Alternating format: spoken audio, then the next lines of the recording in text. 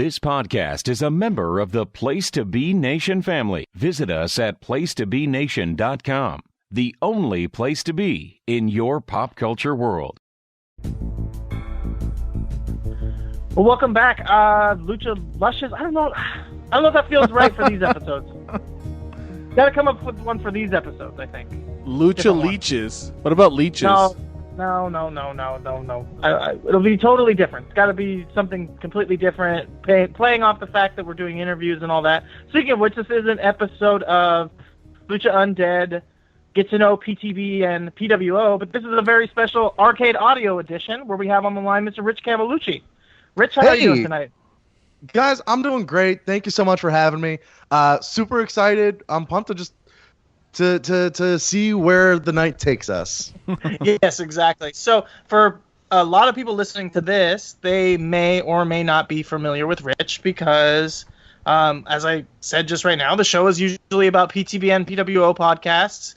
We've dipped our toe in Voices of Wrestling. We've had on Jeff Hawkins, Rob McCarran. We've had Trask on from Wrestling with Words. We'll definitely get a lot more of those people on. But tonight we have one of the original members of Podswoggle, and it's grown into this entire bigger network of arcade audio, which in a weird way you guys don't even do too many wrestling podcasts. I mean, realistically, Rich, how did it start out? It did start out with Podswoggle, I'm guessing, or was there a podcast even before that?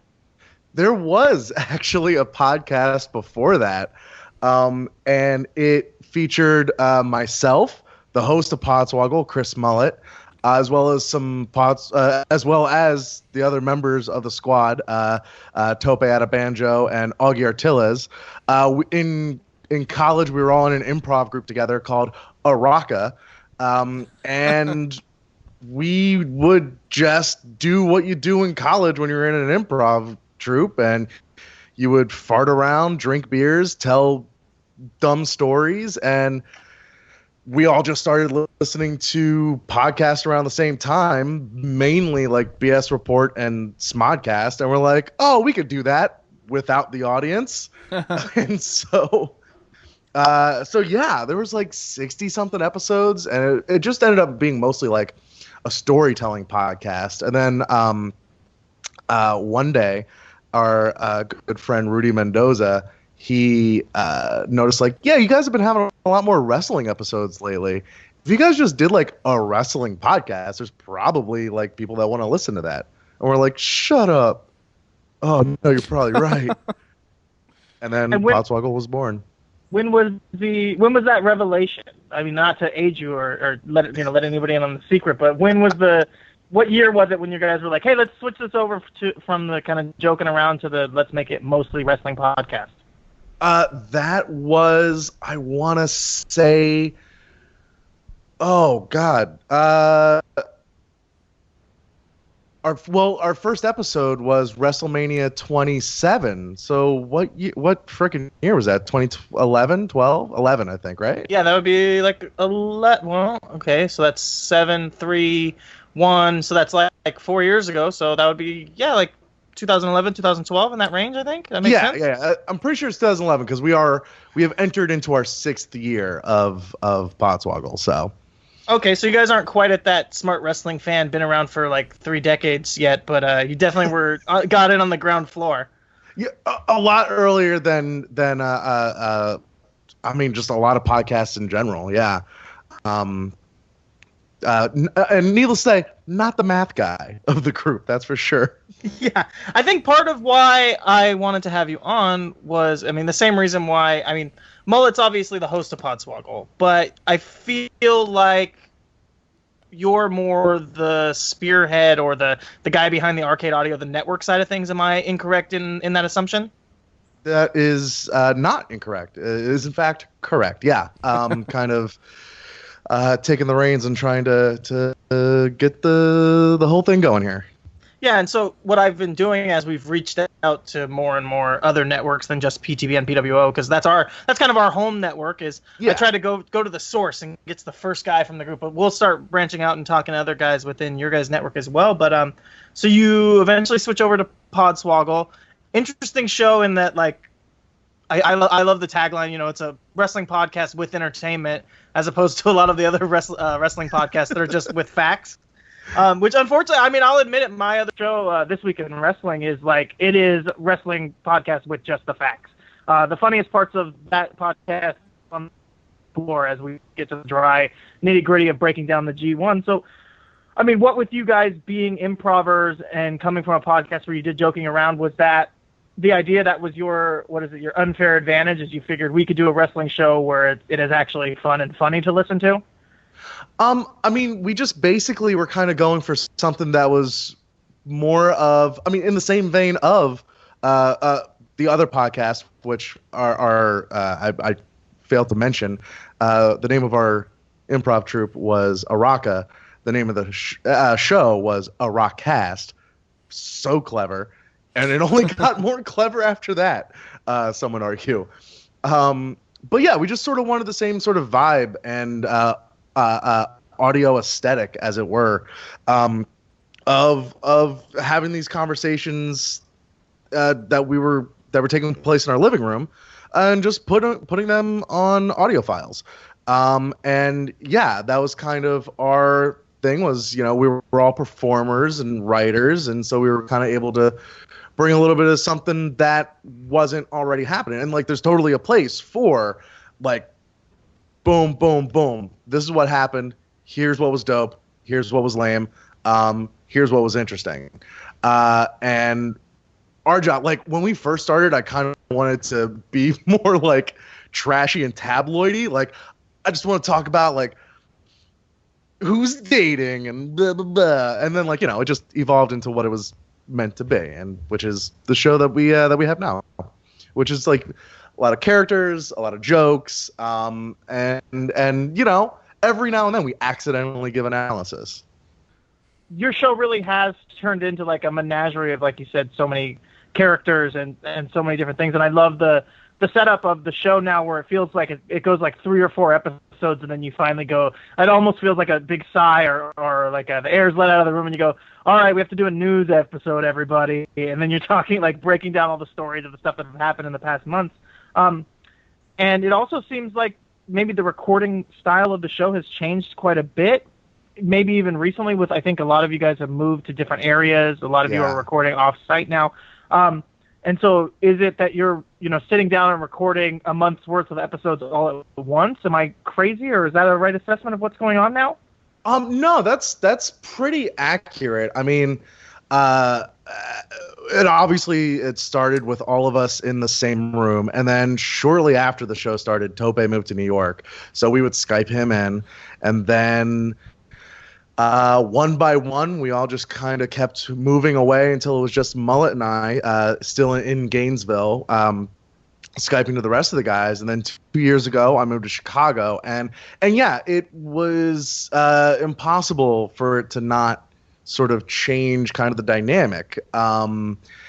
And so it's kind of adapted into another version of the show. Like, the longer the show goes, you'll probably be able to like break it up into eras or something. That sounded so blowhardy. Forget I said that. Holy no, shit. not at all. I mean, that's normal. Stuff evolves. Is it like comic books? You got the Golden Age, the Silver Age. Yeah. Man, I really missed the Attitude Era of Podswoggle. People talk about, young Rich. Oh, I was a big fan of young Rich, but once he started getting into that, experimental stuff towards the back end of his career, that I kind of really checked out. No, I mean, it's true. The show has evolved and changed. You could say he's got more psychology now, though, Yeah, exactly. Now that he's older. But I can, you can kind of hear it in there, and I just wonder, like, how has that been for you specifically? I guess I don't want you to speak for everybody, but how has that been for you? I mean, the comedic timing has to be a lot tougher when you're over Skype, or do you feel close enough to the group that you guys can even over Skype have that same kind of camaraderie when it comes to, being able to joke around and everything? It honestly, it surprisingly feels a lot closer to us all being in the same room than I ever thought it would be. That's not saying that's like what it feels like exactly, but I mean, we are always like in constant contact with each other too. Like we're all in the same text group. Like every day we're talking to each other. So there's always that continuity, and it's something that is referred to in improv as group mind. It's probably referred to in other avenues, but yeah. That's so it's yeah. We knew there was definitely going to be a change, potentially a drop off, in kind of like our dynamic, but it's surprisingly not nearly as much as we thought it was going to be, if at all. And yeah, like with everyone's schedules now, like Widden is just freaking flying all over the Southeast like every other week. Tope's production schedules are insane. Augie's trying to really be the roller hockey baron of Miami, and Mullet's having a freaking kid, which is crazy. It's awesome, but like, and I'm in Chicago, trying to do an improv / podcast thing. So like, all of our personal lives have just kicked into this high gear. So like whenever we do get together to record, it's a cool decompression session as well. And we do normally pump out at least like 2 episodes per sesh, as it were. And I mean, how much of that is what we hear, and how much of it is getting edited off? Like what's the average length of the call time when you guys are trying to pull off 2 episodes or 3 episodes at a time? They could be anywhere around 3.5 hours, and that's really funny that you mentioned that, because for the longest time, Mullet does the edit on the show, and he'll edit out a lot of the front end or the back end of us just kind of like BSing or whatever, just kind of getting into it before the show actually starts. And then there's a lot of stuff that is just like inappropriate, like not good for the show. Like we leave a lot of shit on, but we take a lot of shit off. And we just recently had our 300th episode a week or 2 ago, depending on when this comes out. And so we promised our listeners, because we would always refer to the Just For Us file. So we promised our listeners that we would unlock the vault, so to speak. And that was episode 299, was just a huge compilation. It barely had to do anything with wrestling at all. And it was just like all the dumb stuff we talk about, like before and after, just like some shit talking, which is just ridiculous. And that ended up being like an hour and 45 minutes. And even then, probably cut about 35 minutes off of that. Oh, yeah, okay. Because that's a big part of the point of the show kind of anyways, or I guess this leads into something where it's a big part of what the point of this show is even, is those backstories and that stuff almost becomes folklore of your show, and then the people listening almost don't get let in. But it is, I think you guys do a pretty good job of not having as many like kind of secretive, we don't, like the fans don't know about this, but there are certain things where it just gets bleeped like crazy. Like, okay, there's the bleep every time, and it's always implicated that someone said something insanely racist. Now, I know sometimes it is, sometimes it isn't, but what would you say is the percentage of times that it was actually something racist and the percentage of times that it was a joke? I feel like he's going to say every time it was a joke, right? You would hope, right? Like, I should. Here we go. But here's the thing. I want to say the 5% it is racist. It's usually self-racist against yourself or something. Right. Like it's usually like me making an Italian joke or something like that, or Augie making a Cuban joke. Yeah, no, okay, yeah, because it's just, I always love it, and then I could kind of tell, it's great because you can kind of tell it walks that line where sometimes it was like, maybe that one was real. I think that one might have been a real one. I mean, hell, that's how it was doing on our job, show, yeah. Tim. Yeah, except for you never edited it. Yeah, That's true. We're definitely doing our jobs then, but yeah, it's for the most part definitely bit. The episode we recorded last night, I definitely put myself in a compromising position to where I'm probably going to get beeped pretty hard. Nice. So the name, like you mentioned the name, and if the name's got any better over time, the name of the podcast. Now, Yeah. was it like the what was it, the B Sharps on The Simpsons, where it was like, because the name for me, as someone who is like, oh, I am a psychology-driven wrestling fan who only listens to smart podcasts, I was like, that name sounds really dumb. Like, I legit heard, and I was like, that name is dumb. And then I listened to the show, and it's just, the thing about it is that there's 1,000 wacky, whatever, we joke around podcasts, and there's even now plenty of them that talk about wrestling and joke around, but there's something about your guys has never really come across mean-spirited, even when you are telling kind of messed up stories from the past. It always feels like this is meant to be funny, not to like take someone down. And also, like, it just feels like you guys are having such a good time that it works. So with the community that you bring around of your fan base, do you hear that a lot? Am I crazy? Am I like an outlier? Or do you hear that a lot of people that are like, you know, you guys are almost like my kind of vacation break from serious wrestling podcast? Because that's how it is for me. That's definitely something that we've heard, which is, I mean, like, kind of you alluded to the name of the show earlier, and that's kind of one of the not good reasons, but one of the reasons why we did go with Podswoggle is it kind of inherently weeds out a certain type of listener and a certain type of wrestling fan.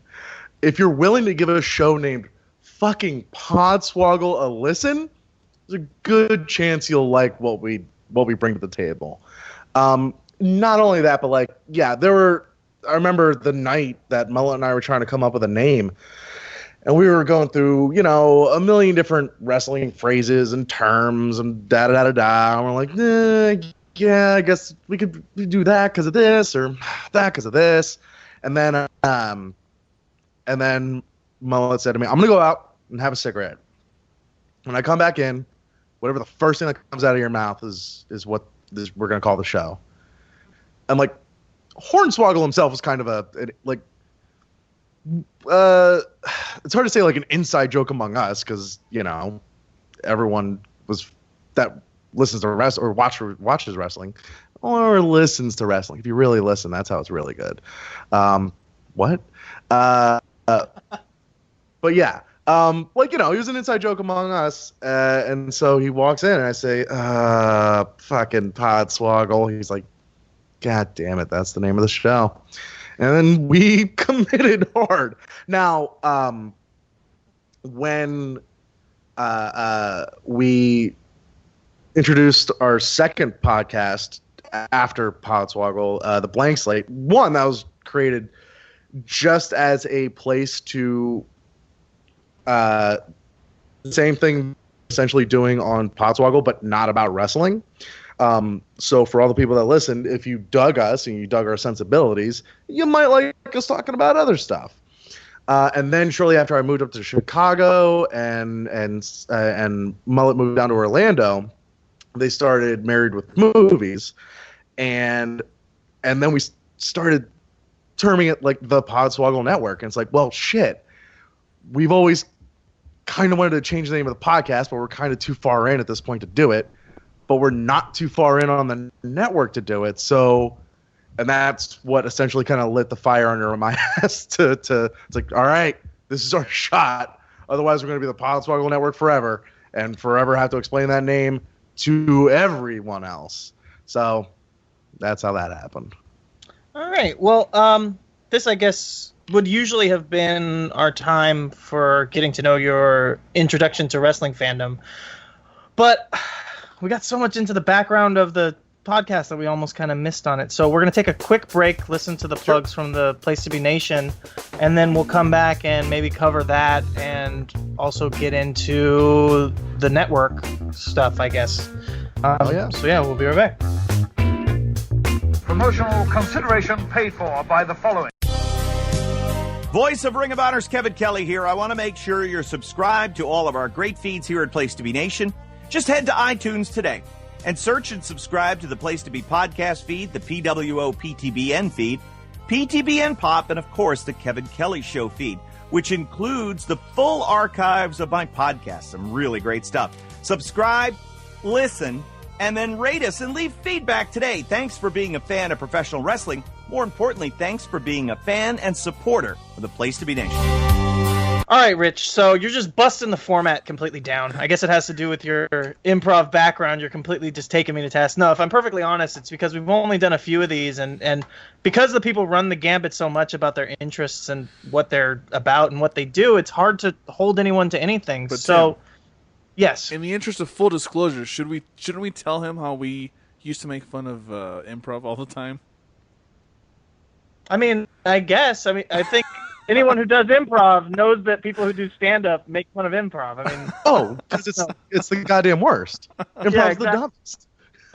It's considered the lowest form of humor. And God, who was it? We just had Jeff Hawkins on a little while back, and he was talking. Yeah, he was talking about the same thing, about how all the writers, if they find out, because we're out here in Hollywood, or not Hollywood, I'm in Los Angeles, and so is Jeff Hawkins.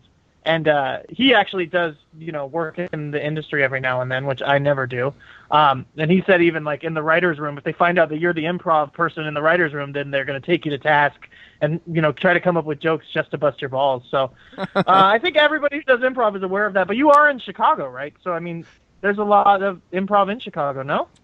Oh, it's the mecca of it. I mean, yeah. Like, improv on the whole is pretty goddamn ridiculous.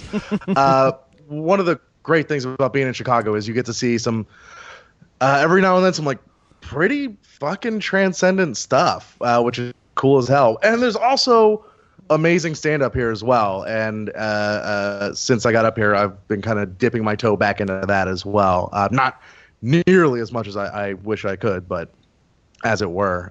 And yeah, sorry for kind of being so long-winded on some of these responses here. Oh no, you're fine. It's more me. I just started, wanting to get into the backstory stuff. But, God, I don't even know what I care more about. You know what? I care more about all of it. So let's just start out. How does Rich come into wrestling? We know that you ended up starting a podcast after, college, which is, yeah, that was it. Like you were doing improv in college. You guys started a podcast, but when did you get exposed to wrestling? What made you a fan? What was the whole thing with wrestling? I mean, where did it come into your life? At a very early age. I feel like probably the same way a lot of people in my age group, my demographic, did. I mean, Hulk Hogan was the dude.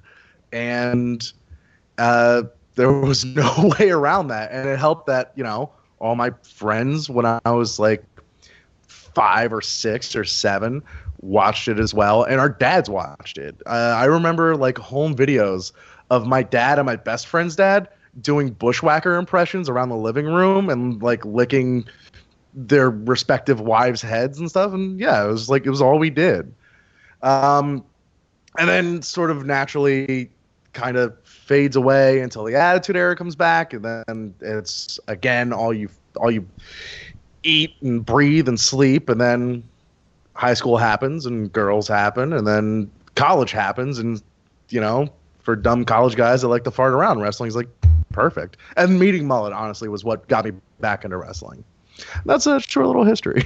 Yeah, it seems like Mullet is very not only passionate about wrestling, but just has this insane memory and just remembers everything about wrestling. Yeah. So it's probably infectious. If you're like even interested in it at all, it's probably very hard not to just get sucked up into it by just being around him.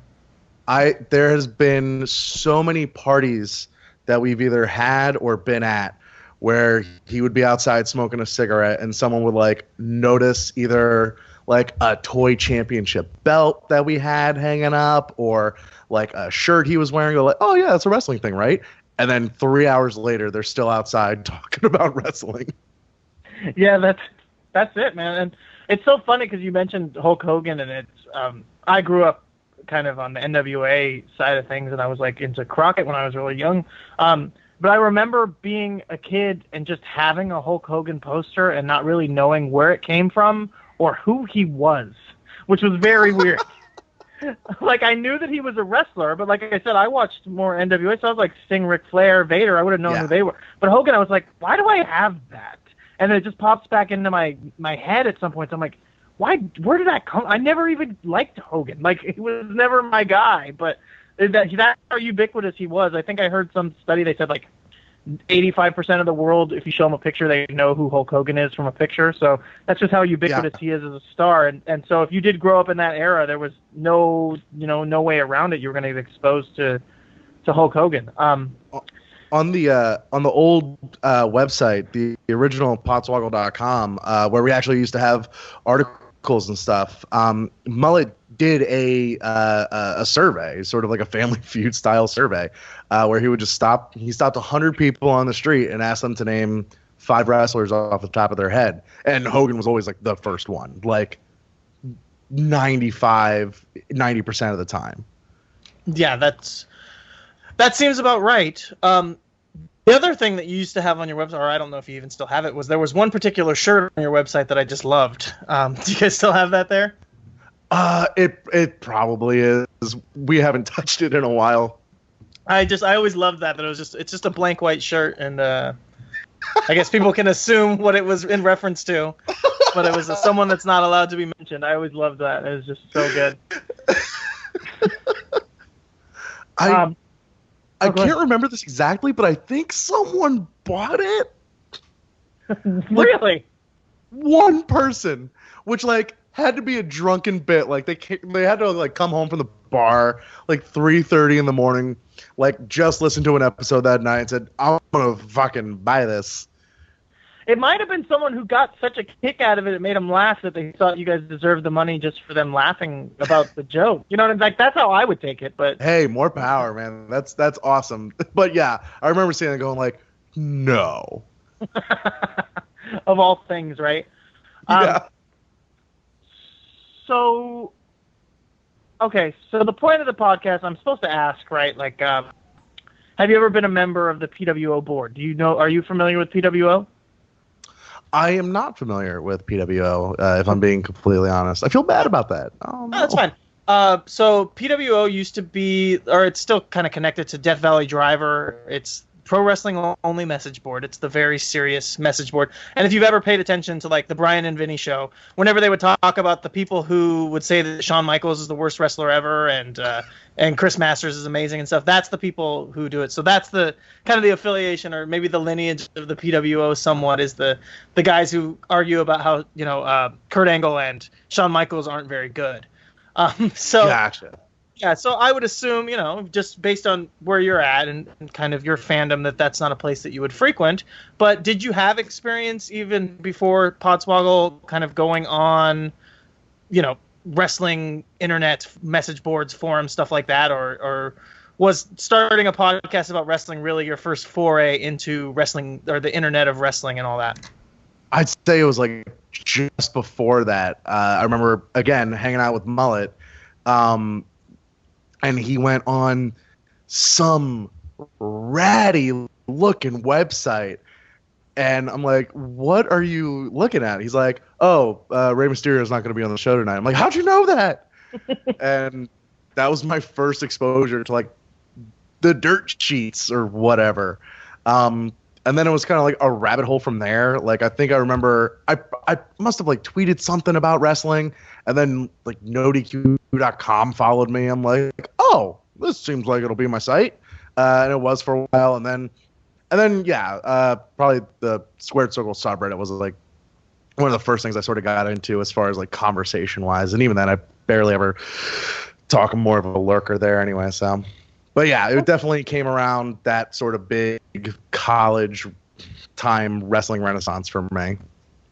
Okay. And yeah, I mean, you mentioned the Squared Circle subreddit, which it seems you guys get a lot of love over there, which is really cool because, the people over there can be really particular about what podcasts or things people are allowed to talk about. So it's nice that they really embraced you guys and are supportive of you. And I know that I kind of saw it ramping up, I guess, as a fan, that I noticed you guys were doing like the Marcho Madness. Marcho Madness. Yeah, it kept getting more and more popular on the Reddit, the Squared Circle subreddit.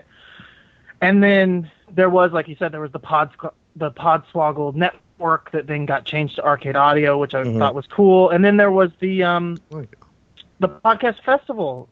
I'm so sorry. I feel like such a rube right now that it's leaving my mind right now. But you put together a benefit for Connor Cure, which is like a 24-hour podcast marathon. What's that called?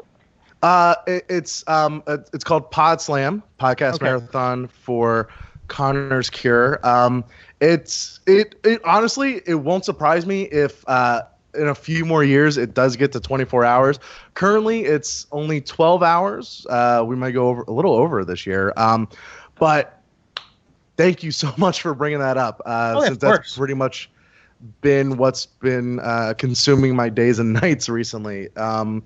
Yeah, we had our first one last year. And response was overwhelming. I had no idea what to expect. All I knew was I wanted to back in college for charity. We used to do this 12 hours of improv thing, and it was a lot of fun, and you know, we all kind of bonded a lot over it because by the end of the day, your brain is fried and everyone loves everyone. So I missed like that experience, but I also hadn't been doing improv up here yet and didn't really know anybody, but we did have the podcast, and so let's try to get other podcasts, you know, in on this, and let's make a thing. Let's make a thing, which is like the simplest but I think most inspiring rally cry is make a thing. Kalisto was right, you guys. Make a good Lucha thing. You guys are making a good Lucha thing, Lucha Undead. That's how our first podcast started, though. Tim was just like, hey, we should do a podcast. And we were like, okay. Exactly. Let's just make a thing. Yeah. I like that attitude. I really do. No, me too. And that's honestly like what's kind of grabbed me by the scruff since I got up here was between the network and Pod Slam and seeing all of my other friends up here just make things. They're not asking for permission or like, you know, hoping they get a chance to do something. They're just going out there and making a thing. And Pod Slam is a really awesome thing for a really awesome cause. We raised over $1,600 last year. We're looking to raise over $2,000 this year, and yeah, you know, I've last year we were working with the Children's Hospital, the Pittsburgh Children's Hospital, and this year it's now affiliated with the V Foundation, which is amazing, and is a legit great organization. Like you look them up on Charity Checker and all that stuff, like which I made sure to do, and their scores are like through the roof. They have a much higher score than what the bleeps of actual racism to non-racism are on Podswoggle. That's fantastic. So, I mean, you said that you did charity stuff when you were doing improv in college, and I mean, is there a connection to it, or is it just 100% philanthropy for you? It's not, you know, a history with people that you care about having these same problems. It was more just, if you're going to do something, you might as well do something good. Where's the motivation? What's the motivation for Rich to put so much of yourself into this? Yeah, I mean, it should be for everyone across the board. Like, help other people, do good things. And I don't bring it up too much because it's not really about me, but like internally that's kind of a thing is, I mean, you know, cancer's a horrible thing that comes in many different ways and forms and affects everybody in some way, shape, or form. And if it hasn't affected you personally, it's affected somebody you know, or someone you really close to someone you know. You don't have to go too many degrees far away to know someone who's been horribly affected by cancer. For me, my my mother had breast cancer. She had a double mastectomy in 2007, and that original charity that we worked with in college, we were raising money for American Cancer Society and Relay for Life, and that's kind of what got me into that. So that's more my personal connection. Like I said, don't talk about it too much because everyone's got that in some way, shape, or form. And she's a survivor. She's kicking ass right now, which is just the best thing to see. And not everyone's that lucky, unfortunately. And that's another absolutely amazing thing about Connor's Cure is its focus is on pediatric cancers, as well as helping out the kids and the families, and it buys them Legos and stuff, and it helps families pay for parking, but also it helps towards cancer research. And if you solve a pediatric cancer, you could use that information to turn around and apply that to other types of cancers potentially. And so it's all part of a bigger picture. Oh no, that's really amazing and super awesome. And of course I'm going to bring it up because it's, something good. And if I could amplify that as much as I can, I'm always going to. So, I mean, what do people need to do, I guess? I don't know if you mind getting into it. When's the next one starting, and what can people do right now to help? Yeah. When's this coming out? Should be, let me double check. I'll get you the exact date, but it should be late August. Okay. Should be next week. It's 22nd. It's Monday. It's this coming up Monday. Yeah. Or actually, it'll probably be the 23rd or the 24th. We're still kind of tooling around on which day we come out. We just switched networks, but it should be by the 24th. This will be out. All right. Well, first off, you can start by going to arcadeaudio.net/podslam. That will have all of your information there. Link to donate. You can donate right now. You do not have to wait until September 24th when the actual event does happen. You can come live to Chicago. If you're in Chicago, dope. If you're outside of Chicago, come to Chicago. 1, awesome city. 2, it's right before it's going to get super cold. 3, we're having Podslam at the Bug House Theater in the city. We're not in one of the suburbs. We're in the city. We're right off the Irving Park Brown line, if that means anything to you. If it doesn't, you can't make it to Chicago. We will be live streaming all day long from 1 p.m. Central to 1 a.m. Central. We already established I'm not good at math, so I'm not going to convert those for you. But you can donate now. Also, if you're in the Chicago area or you plan on making the trip, you could volunteer. We may need more volunteers as the event grows closer. And it's going to be a hell of a lineup too, you guys. Not only is the entire Swoggle squad going to be there, but some of our favorite arcade audio shows are going to be there. We're going to be doing a live Our Father. We're going to try to patch together a live Dilettante Ball.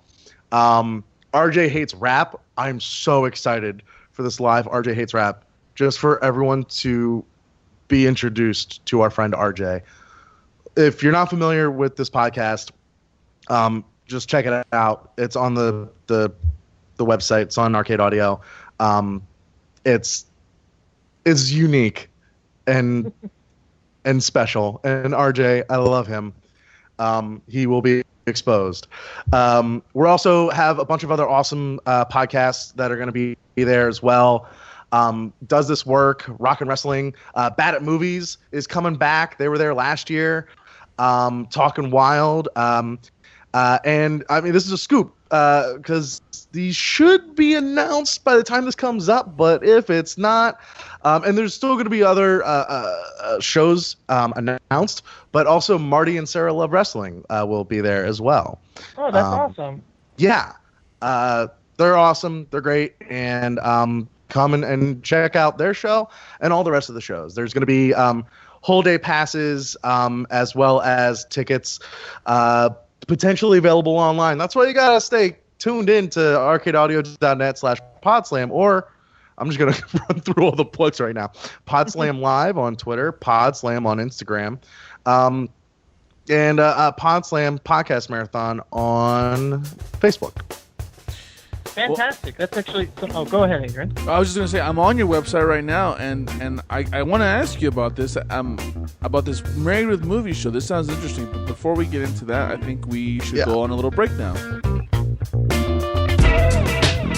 Place to Be Nation's JT Rosero here. In addition to the archives of the Kevin Kelly Show, we have a ton of great podcasts available to you on iTunes, Stitcher, Google Play, and PlaceToBeNation.com. And we now offer them to you on 2 great feeds. On the Place to Be podcast feed, you can check out Scott Friscolo and me on the Mothership, the Place to Be podcast, with our famous Vintage Vault pay-per-view reviews. PTBN also covers current day wrestling with clotheslines and headlines, main event, Mission Indie Possible, in our monthly pay-per-view reaction shows with immediate feedback on WWE, NXT, and Ring of Honor Super shows. Relive Wrestling's past with our monthly pay-per-view rewind series led by Ben Morse, and the Dangerous Alliance Wrestling podcast as we dive into various subjects in the form of exercises and games. All of this in addition to Scott Keith's Podcast of Doom, which includes discussions on questions from listeners, as well as current day and old school wrestling. We also have sports covered too with the Sports Lounge, the TJ McClune Show, and NBA Team Podcast. On our brand new PTB Pop podcast feed, we offer great shows such as the Glenn Butler Podcast Hour Spectacular, Rank and File, Lucha Undead, as well as a veritable podcast heaven for comics fans with the hard-traveling fanboys, Sellers Points, Todd Weber's Conversation, and Imaginary Stories. Subscribe to both feeds on iTunes and be sure to rate and leave feedback as well. All of these shows are available on PlayStation.com, where we cover pro wrestling, sports, movies, comics, plus tournaments and more. Be sure to check out on the right-hand side of the site for details on how to support the site when you shop at Amazon and download our free Place to Be Vintage Vault Refresh ebooks. We also want to thank our friends at Bonehead's Wing Bar in West Warwick, Rhode Island, and Fall River, Massachusetts, and Scott Keith's Blog of Doom. Be sure to follow us on Facebook, Twitter, Instagram, and Tumblr as well. PlaceToBeNation.com, the only place to be in your pop culture world. So we are back really quick. You were mentioning your website arcadeaudio.net. I'm actually on it right now. I'm looking at this show you have, Married with Movies. What's that about exactly? That is the host of Podswoggle, Chris Mullet, and his lovely wife, Samantha Mullet.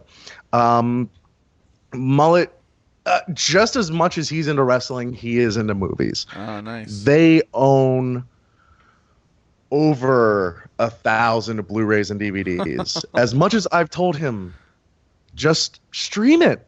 Just stream it. It's not the same thing, though. You got to understand it. I know. A movie especially lover's the perspective. Criterions and all that stuff. I get it. But yeah, so every week they watch a different movie because they back in college they had kind of like a personal thing to try and get through all the movies, just watching them together. And so they started that show when they moved to Orlando. That comes out every Thursday. And as I mentioned before, they are pregnant with their first child.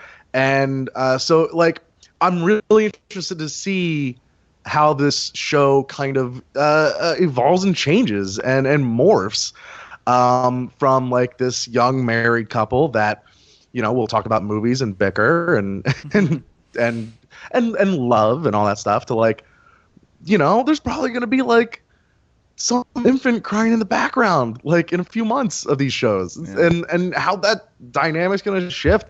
It's going to, I can't wait.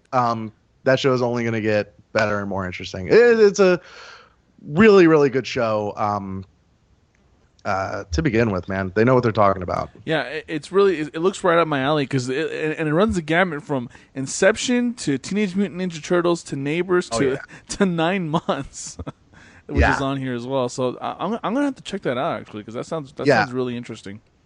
They for every movie, because at the end of the show they'll rate it, and any movie that gets like a collective like 2 or under, they smash with a hammer, and any movie that gets like a combined or a unanimous 10 like goes in like a shadow box and stuff. And they have a bunch of cool running stuff to follow, and yeah, definitely check out all that they have to offer as well. They're awesome. Nice. All right. Well, Rich, geez, I'm so discombobulated at this point. I want to talk about so many different things all at the same time. It feels like we just don't have enough time, as we've been trying to keep them in the hour range on these episodes, just so that they're a nice little bite-sized kind of snack for people to get into. Yeah. So, here's a weird one, just from picking up from being a fan of the podcast. Here's a cue for you. The book stuff. Are you an author? Am I crazy there? Or the audiobook stuff? Yeah, is that what it is? Because I hear mentioning books, and I never really looked into it more. But I always thought it was this odd thing, and sometimes it's alluded to without really clearly said, and then other times it is clearly stated. So what is that? Let's dig a little bit deeper. That was a thing I got into about a year and a half ago. A buddy of mine from back in high school, who's an audio engineer now, kind of gave me a heads up to this sort of online service that connects voiceover talent with authors and publishers. And so I threw my hat into the ring and got a few gigs from it, which was pretty cool. It was something I had never done before. And yeah, there's some pretty good stuff on there. I don't believe there's a link yet on the website, but they're all on Audible. They're all on iTunes. If you search my name, they'll be there.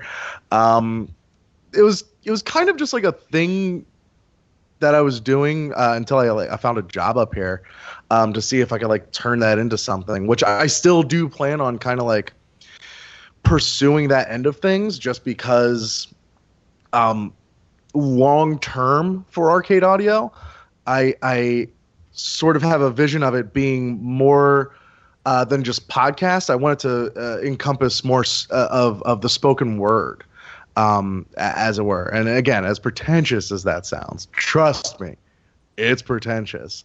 But yeah, I just found a lot of similarities as far as being in front of the same microphone for a day solid, having to record 2 chapters and then podcasts.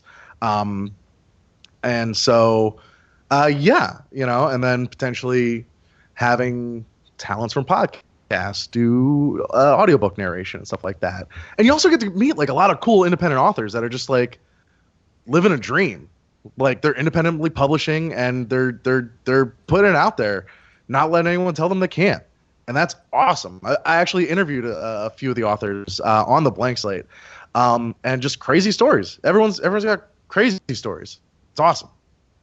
Yeah, no, that's actually super cool, and it's you do have a really nice speaking voice, and you're able to do characters and stuff like that. So I feel I don't know if you dip into that at all on the audiobooks. Do you put on voices for different characters in the books at all, or you kind of keep it straight? Oh no, for sure.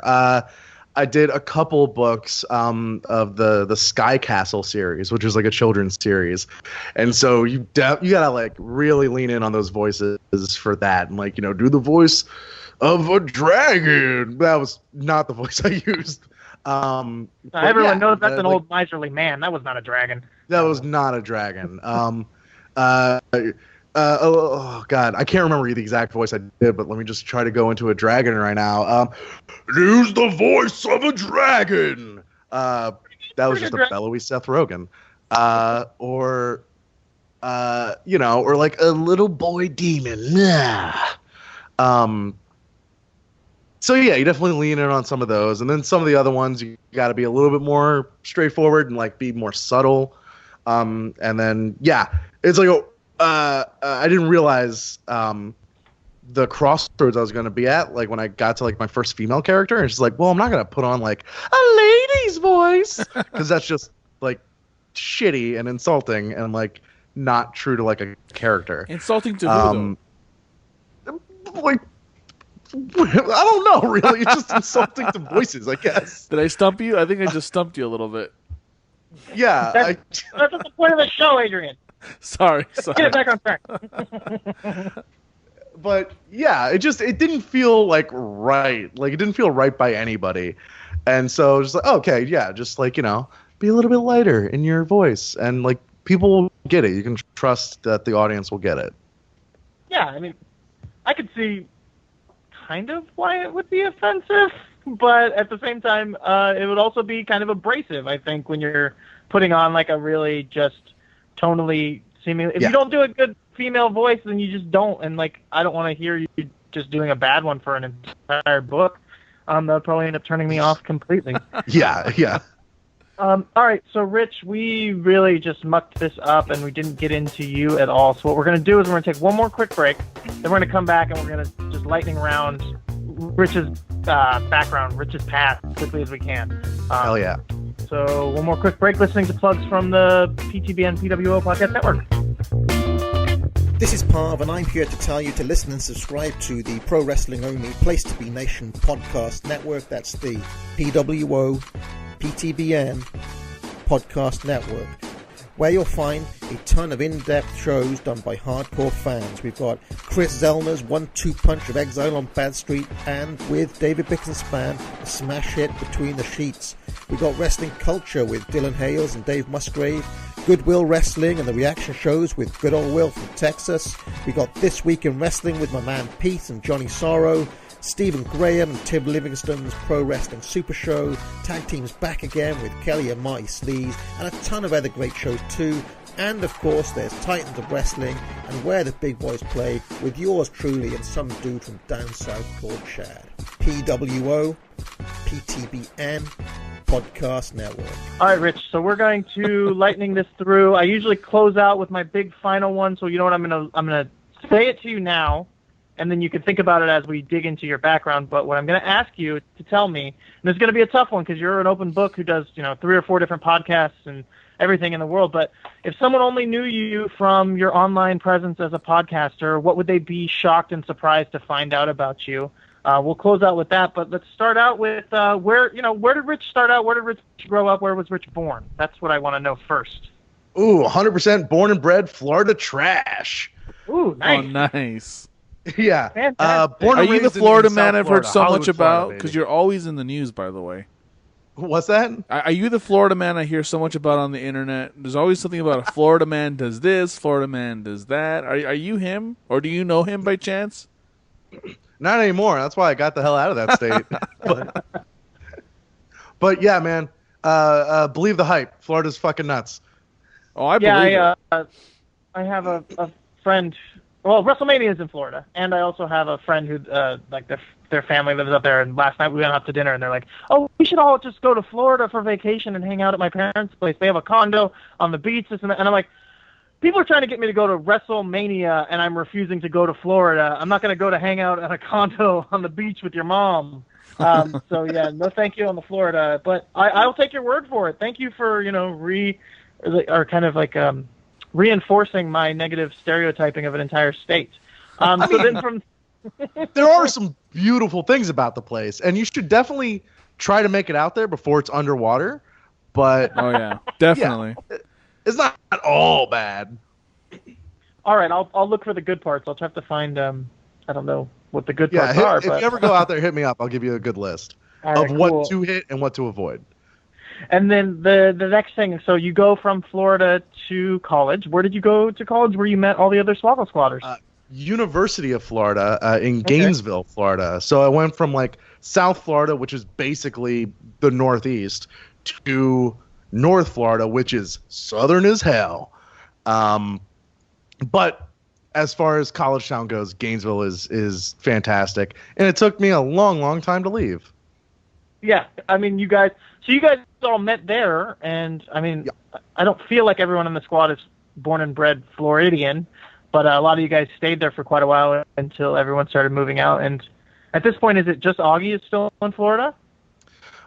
It's Augie in Miami and Mullet in Orlando. Aside from that, Widden's in Nashville and Topa is in New York. Okay. So, and then you end up coming out to Chicago, and that's fairly recently, because I feel like I remember even hearing it on the podcast when you were moving to Chicago. How long ago was that at this point? It was 2 years at the beginning of August. Oh, geez. So that's kind of crazy to think I've been listening to the podcast for that long, because I remember the time before you left, So I guess there's people who've been listening to it for the whole time, so they've been really committed. I feel bad for not getting it on the ground floor. I'm sorry, guys. No, it's okay, man. It was a long time ago. It's true. And there was no reason to know about it. Yeah, I guess that's true. I don't know. I think you guys did pretty good for yourself. So I guess we'll get back to it. We'll finish it out because we got into everything else. Like I said, you're pretty much an open book, but let's finish it out. Rich, what's the big shocker that someone who only knows you from Podswoggle, let's say, if they found out about you? Is there anything?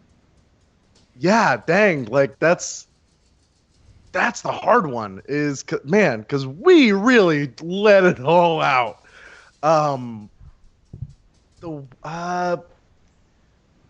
I've been racking my brain. I'm not gonna lie. The one shocking thing about me, man, this is just more of a fun fact, and I feel bad for copping out. No, go ahead. If I think of something else, like later on down the line, I'll definitely let you guys know, and I'll just like call in for like 5 seconds, just be like, this was crazy. But I was in the womb for 10 months. And 10 months, and I had to wear little baby leg braces to stretch my legs out because I wouldn't walk right without them. Oh, wow. That is really interesting. Yeah, that's a cool one. You shouldn't be embarrassed. Yeah. So what did they say was wrong? Just they wouldn't work? Their legs wouldn't work, I mean?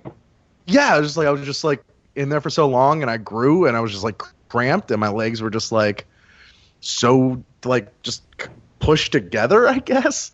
Yeah, it was weird, but like, the so theories are to stay in there, huh? Like my mom's.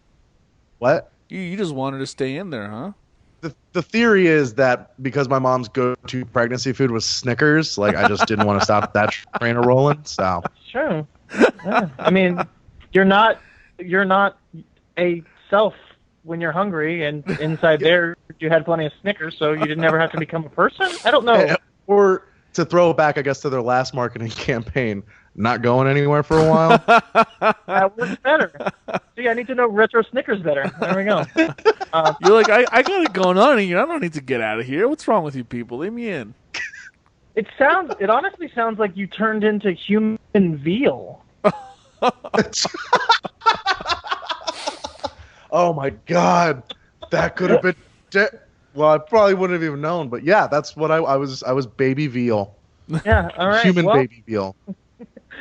All right, Rich. I think that was a good one, but if you do come up with a better one, what we'll do is we'll edit it in post. I don't know how you can top that, to be honest. I know. That's a good one, man, so you don't need to be ashamed. All right, hey. Let's throw out all the plugs again. Arcade Audio is the most important thing. Go to the network, but I guess the Podslam is really the most important thing, but, plug away, Rich. Thank you. Yeah.